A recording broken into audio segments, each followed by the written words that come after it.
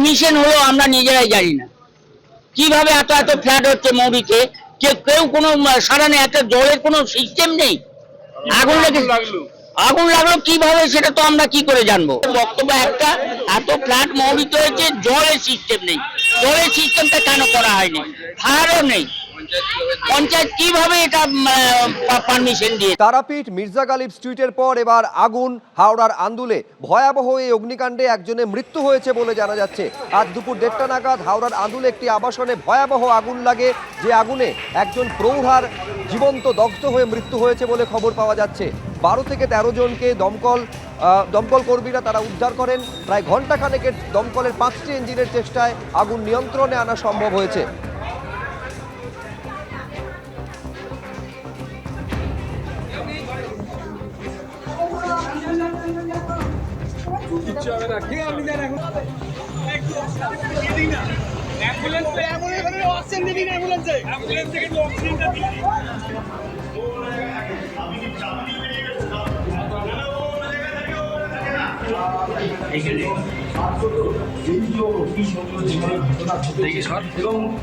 জায়গায় দাঁড়িয়ে থেকে পুরোপুরিভাবে এই যে পরিস্থিতি যেভাবে দেখা যাচ্ছে একের পর এক ঘটনার যেভাবে ঘটেছে সেই ঘটনার পরিস্থিতি তো সাংবাদিককে বলবো যে একটু ক্যামেরাটা ঘুরিয়ে দেখাবার জন্য।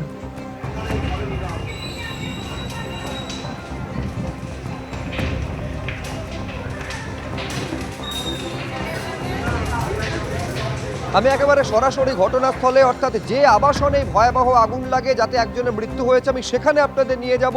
সুনীত হালদার আমাদের প্রতিনিধি রয়েছেন। একবার দেখাও সুনীত, ঠিক কোন জায়গায় আগুন লাগে, যে আগুন একজনের প্রাণ কেড়ে নিল এবং তারপরে দেখা যাচ্ছে আর কিচ্ছু অবশিষ্ট নেই, ভেতরে যা কিছু ছিল আসবাবপত্র একেবারে পুড়ে খাক হয়ে গিয়েছে। দেখো, এই মুহূর্তে আমি রয়েছি যে বাড়িতে আবাসনে যে আগুন লেগেছিল সেই আবাসনে। এই মুহূর্তে এই যে সামনে যে আবাসন আন্দুলের মৌরি আমবাগান এলাকার, এই আবাসনে 3 তলার যে ফ্ল্যাট আছে তাতে কিন্তু আগুন লেগেছিল এবং 1:30 নাগাদ আগুন লাগে। আগুন দ্রুত ছড়িয়ে পড়ে, দাউ দাউ করে জ্বলতে থাকে, কালো ধোঁয়া এবং আগুন এই যে 3 তলা পুরো ফ্ল্যাটগুলিকে গ্রাস করে নেয়।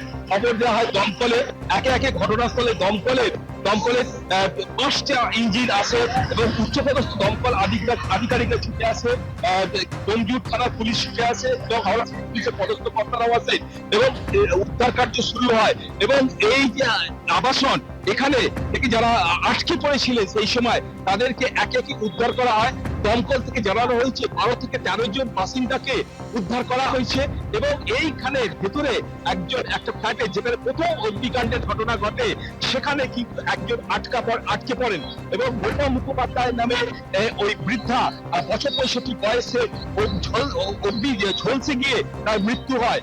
এই ঘটনায় পর গোটা এলাকার বাসিন্দারা তারা এখানে ঘটনাস্থলে ছুটে আসে, পুলিশ আসে, দমকল আসে এবং যুদ্ধকালীন তৎপরতায় উদ্ধার কার্য শুরু হয় এবং এই মুহূর্তে এখনো কিন্তু কাজ একেবারে শেষ পর্যায়ে।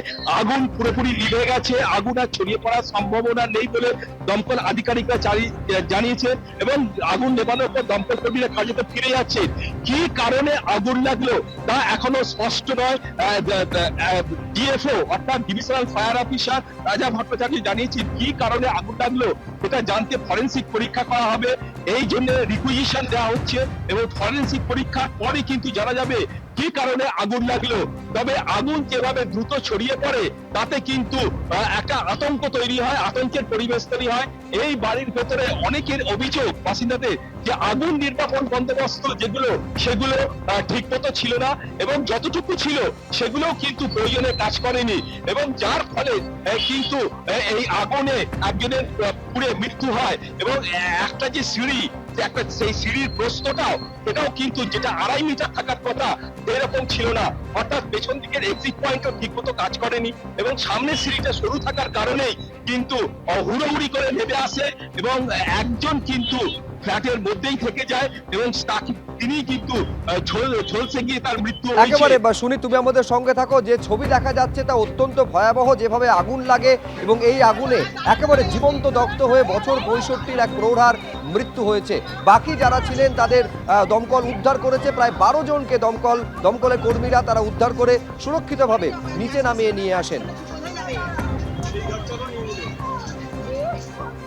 আমরা নিজেরাই জানি না কিভাবে এত এত ফ্ল্যাট হচ্ছে মৌরিতে, কেউ কোনো সারা নেই, একটা জলের কোনো সিস্টেম নেই। আগুন লাগলো কিভাবে সেটা তো আমরা কি করে জানবো? বক্তব্য একটা, এত ফ্ল্যাট মৌরিত হয়েছে, জলের সিস্টেম নেই। জলের সিস্টেমটা কেন করা হয়নি? ফায়ারও নেই, পঞ্চায়েত কিভাবে এটা পারমিশন দিয়ে? 12 জনকে রেস্কিউ করেছে। বিল্ডিং এ আদার্স জায়গা যারা আটকে ছিল ধোঁয়ার জন্য সিঁড়িটা তারা ব্যবহার করতে পারছিল না, একটাই সিঁড়ি আছে দেখেছেন। আমরা ওয়াটার স্প্রিঙ্কল করে তাদের ধোঁয়াটাকে খানিকটা ডাইলুট, ইন্টেন্সিটিটা কমিয়ে দিয়ে তাদেরকে আমরা নামিয়ে এনেছি নিচে, এবং পুরো বিল্ডিংটাই গ্র্যাজুয়ালি আমরা ইভ্যাকুয়েট করে দিয়েছি। আমরা 12 জনকে আমরা নামিয়েছি। আর গোপা মুখার্জি ওনার পজিশন কোথায় ছিল? গোপা মুখার্জি একটা রুমের বেডরুমের ভেতর, ওনার যে ফ্ল্যাট সেকেন্ড ফ্লোরে, সেই সেকেন্ড ফ্লোরে বেডরুমের ভেতরে উনি ছিলেন। আর সেক্ষেত্রে আপনারা তখন আপনার কি হবে, ওনাকে নামালেন বা গিয়ে কি দেখলেন?